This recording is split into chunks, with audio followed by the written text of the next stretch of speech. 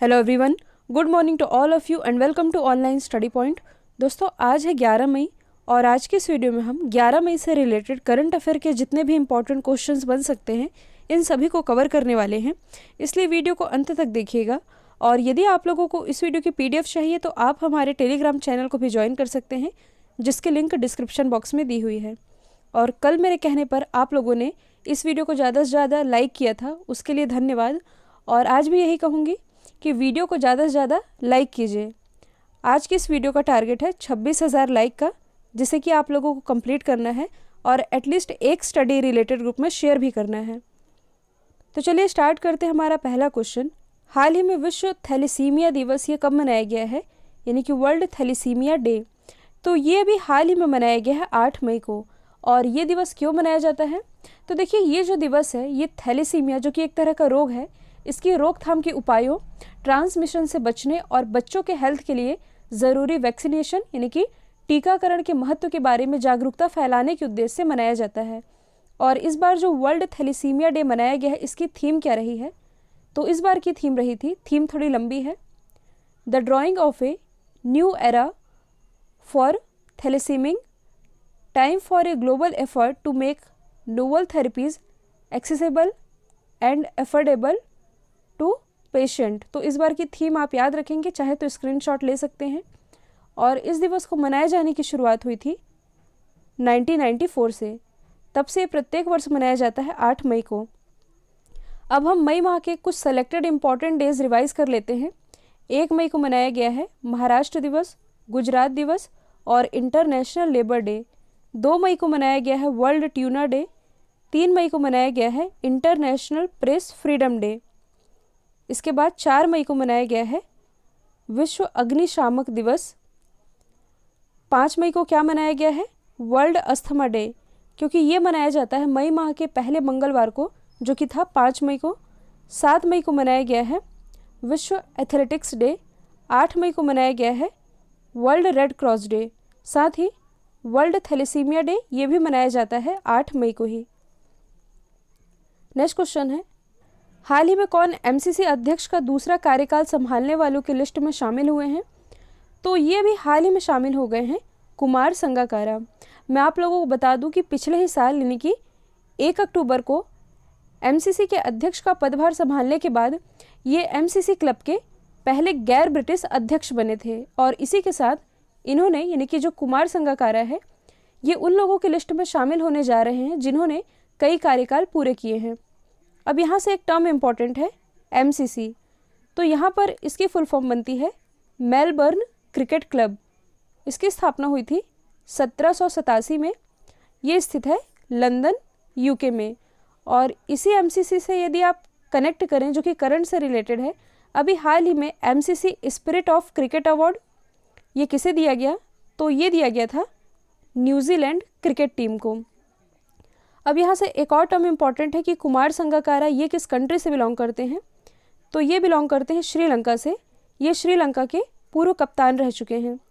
यदि हम बात करें श्रीलंका की, तो यहाँ की कैपिटल क्या है? कॉमर्शियल कैपिटल है कोलंबो, एग्जीक्यूटिव कैपिटल है जयवर्धनेपुरम कोट्टे। और कुछ समय पहले ही यहाँ के नए प्रेसिडेंट बनाए गए हैं। इनका नाम क्या है?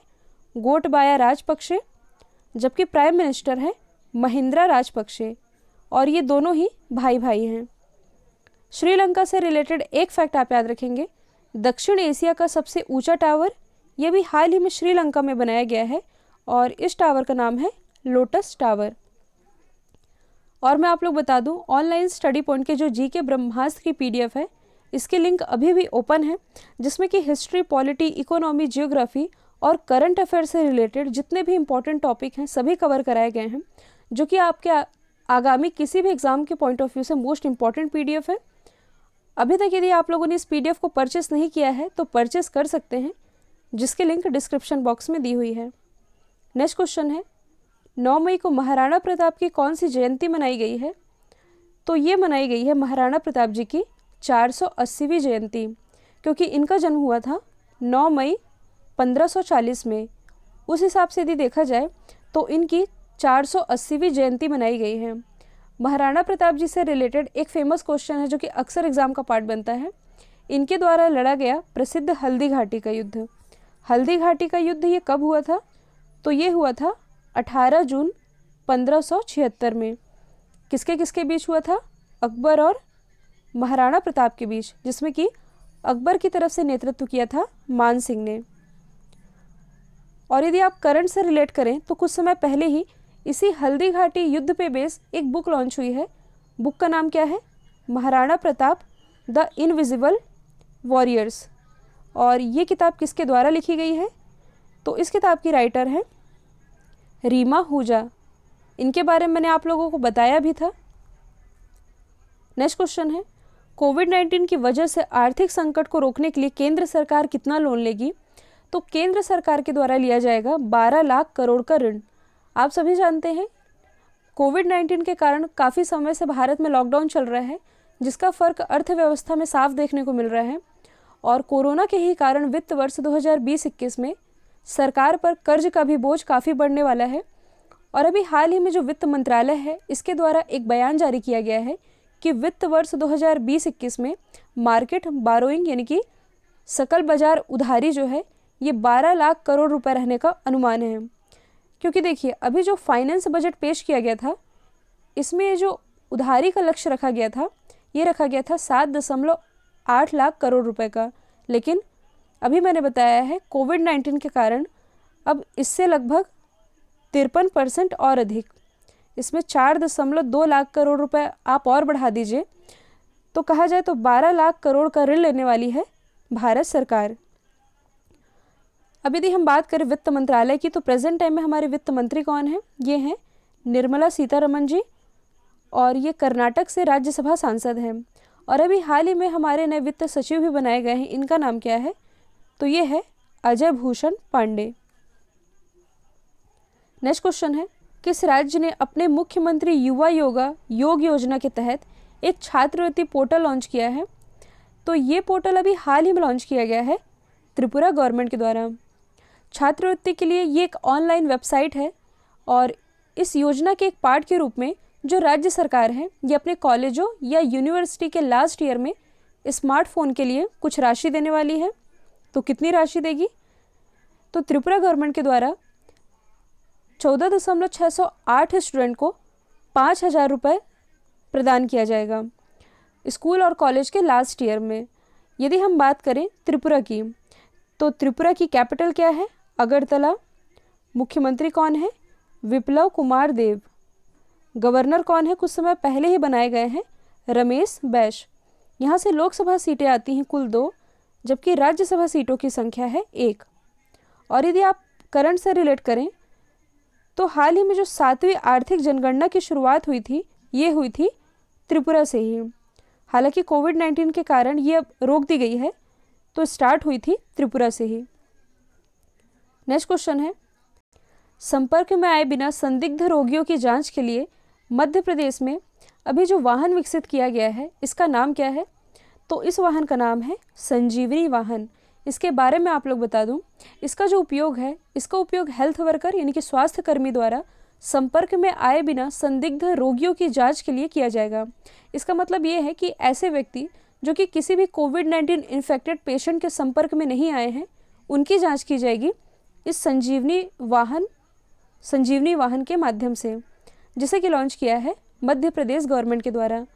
बात की जाए यदि मध्य प्रदेश की, तो राजधानी क्या है? भोपाल, जहां पर भारत का पहला गार्बेज क्लिनिक स्थापित किया गया है, जबकि पहला गार्बेज कैफ़े ये ओपन किया गया है छत्तीसगढ़ के अंबिकापुर में। अभी हाल ही में चौथी बार यहाँ के मुख्यमंत्री बने हैं शिवराज सिंह चौहान। गवर्नर है लालजी दास टंडन। नेक्स्ट क्वेश्चन है, हाल ही में मूडीज़ ने वित्त वर्ष 2020-21 में भारत की जीडीपी ग्रोथ को घटाकर कितना कर दिया है? तो देखिए कुछ दिन पहले मैंने आप लोग बताया था कि मूडीज़ ने इंडिया की जीडीपी 2020-21 के लिए फोरकास्ट की थी 2.6%, लेकिन अब इसके अनुसार इंडिया की जीडीपी रहने वाली है 0%, यानी कि कुछ भी नहीं रहेगी। यानी कि ये एक बहुत बड़ी चिंता का विषय है।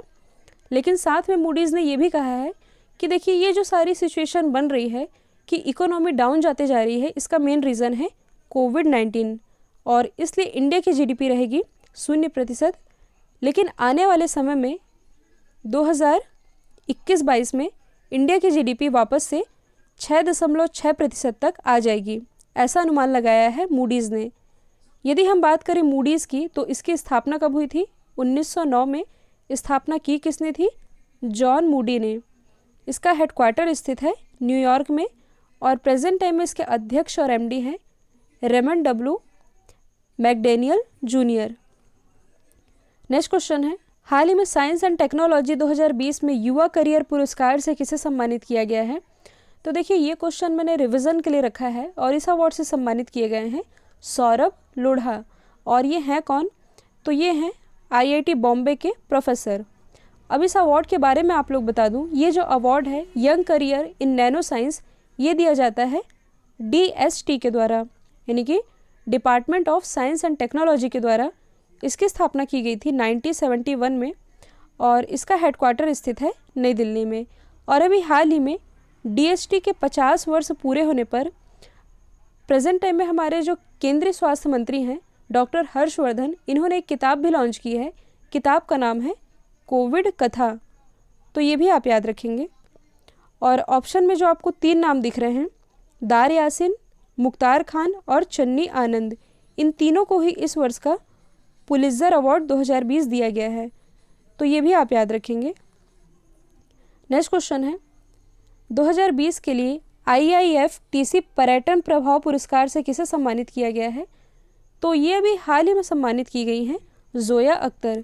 ये क्वेश्चन मैंने आप लोगों को 1 महीने पहले ही पढ़ाया था, इसे भी मैंने रिवीजन के लिए रखा है। तो देखिए, ये जो अवार्ड है ये जोया अख्तर को तो दिया गया है, किस लिए दिया गया है? 2011 में इनकी जो फिल्म आई थी ज़िंदगी ना मिलेगी दोबारा, इसकी शूटिंग हुई थी स्पेन में। इसके बाद 2015 में जो इनकी मूवी आई थी दिल धड़कने दो, इसकी शूटिंग हुई थी तुर्की में। तो इन शूटिंग के दौरान पर्यटन को बढ़ावा देने के क्षेत्र में इन्हें यह अवार्ड दिया गया है। अवार्ड का नाम है IIFTC। यदि हम बात करें इस अवार्ड की, तो इसकी फुल फॉर्म होती है India international film tourism conclave. और इसी IIFTC का जो 8वां एडिशन रहा था, ये कुछ समय पहले ही आयोजित किया गया था मुंबई में, जिससे कि सम्मानित की गई जोया अख्तर। जोया अख्तर जी से रिलेटेड एक फैक्ट आप याद रखेंगे, ये गली बॉय मूवी की भी डायरेक्टर हैं, जिन्हें अभी हाल ही में जो 65वां फिल्म फेयर अवार्ड रहा था, इसमें बेस्ट फिल्म का अवार्ड भी दिया गया था। यदि हम अदर ऑप्शन को डिस्कस करें, तो देखिए प्रहलाद पटेल, ये है कौन? तो ये है प्रेजेंट टाइम में हमारे पर्यटन मंत्री और इनकी कॉन्स्टिट्यूंसी क्या है? दमोह मध्य प्रदेश। करण जौहर, ये भी बॉलीवुड के एक प्रसिद्ध डायरेक्टर हैं, जिन्हें अभी हाल ही में पद्मश्री पुरस्कार 2020 से सम्मानित किया गया। बॉन्ग जून हो, ये कौन है? इनका नाम मोस्ट इंपॉर्टेंट है, क्योंकि अभी हाल ही में जो 92nd ऑस्कर अवार्ड रहा था, इसमें जो बेस्ट फिल्म का अवार्ड दिया गया, ये दिया गया था पैरासाइट मूवी को। और इसी पैरासाइट मूवी के डायरेक्टर ये हैं बॉन्ग जून हो, तो इनका नाम आप लोगों को याद रखना है। नेक्स्ट क्वेश्चन है, हाल ही में गणित में दिया गया 2020 का एबल पुरस्कार किसने जीता है? तो यह अवार्ड जीत लिया है हिलेल फर्स्टनबर्ग और ग्रेगरी मार्गुलिस ने। इन दोनों ने ही जीता है। हिलेल फर्स्टनबर्ग ये बिलोंग करते हैं USA से, जबकि जो ग्रेगरी मार्गुलिस है ये बिलोंग करते हैं इजराइल से। एक चीज़ आप याद रखेंगे कि ये जो अवार्ड है इसे मैथ्स का नोबेल भी कहा जाता है और मैथ्स के क्षेत्र में उत्कृष्टता के लिए ये दिया जाता है नॉर्वे गवर्नमेंट के द्वारा। और ये अवार्ड हिलेल फर्स्टनबर्ग और ग्रेगरी मार्गुलिस को क्यों दिया गया है? नंबर थ्योरी में इनके योगदान के लिए। जबकि जो पिछले वर्ष का एबल प्राइज़ था ये दिया गया था करेन उल्हनबेक को, जो कि बिलोंग करती है USA से। और एबल प्राइज़ पाने वाली ये पहली महिला भी बनी थी, इसलिए इनका नाम आप याद रखेंगे। अभी मैंने बताया है ये दिया जाता है नॉर्वे गवर्नमेंट के द्वारा। यदि हम बात करें नॉर्वे की, तो यहाँ की कैपिटल क्या है? ओस्लो। करेंसी है नॉर्वेजियन क्रोन। अभी हाल ही में जो प्रेस फ्रीडम इंडेक्स जारी किया गया था, इसे लगातार चौथी बार टॉप किया है नॉर्वे ने, जबकि इंडिया की रैंकिंग रही है 142वीं। कल मैंने आप लोगों से पूछा था हाल ही में इराक के नए प्राइम मिनिस्टर कौन बने हैं, तो इसका राइट आंसर था मुस्तफ़ा अल कदीमी। अब आप लोगों के लिए आज का सवाल है, हाल ही में विशाखापट्टनम गैस त्रासदी में किस गैस का रिसाव हुआ था? तो इसका आंसर कमेंट बॉक्स में दीजिएगा और वीडियो को लाइक करने का टारगेट बिल्कुल मत भूलिएगा। वीडियो को ज़्यादा से ज़्यादा लाइक और शेयर कीजिए। तो आज के लिए इतना ही। Thank you so much.